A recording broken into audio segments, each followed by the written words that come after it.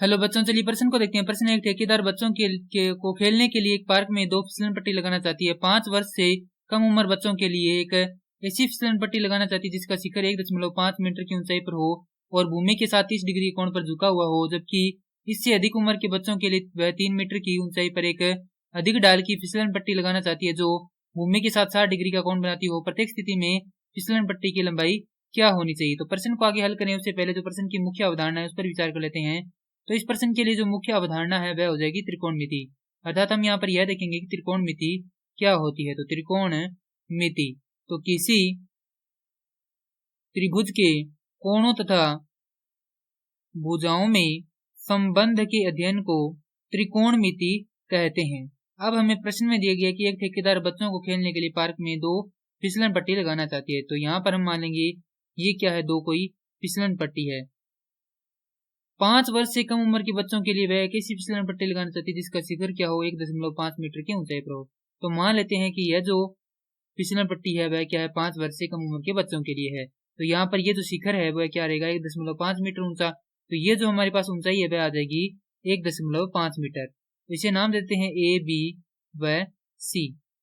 और साथ ही भूमि के साथ 30 डिग्री का कोण बनाए। तो ये जो कोण है वह हमारे पास आ जाता है 30 डिग्री का।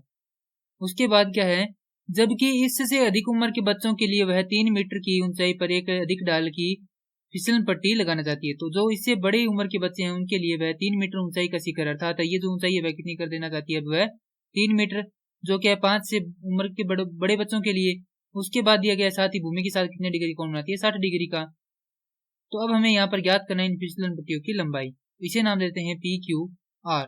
तो हमें यहाँ पर पी आर तथा ए सी ज्ञात करनी है, जो कि हम जानते हैं दोनों ही क्या है, कर्ण है, क्योंकि ये क्या है, समकोण है और समकोण की सम्मुख भुजा क्या होती है, कर्ण होती है। तो त्रिभुज सबसे पहले ए बी सी में देखेंगे। त्रिभुज ए बी सी में हम देखें तो थीटा का मान हमारे पास है 30 डिग्री। हमें दिया गया है लंब और ज्ञात करना है कर्ण।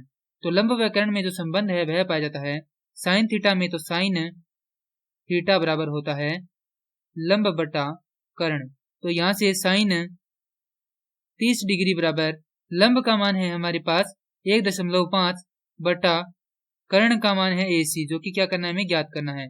साइन 30 डिग्री का मान हम जानते हैं होता है 1/2 बराबर 1.5 बटा AC। तो वज्र गुणा करेंगे तो हमारे पास आएगा AC बराबर 1.5 गुणा 2। तो ये हो जाता है 3 मीटर। अर्थात जो 5 वर्ष से कम उम्र के बच्चे हैं उनके लिए जो फिसलन पट्टी की लंबाई है वह आ जाती है 3 मीटर।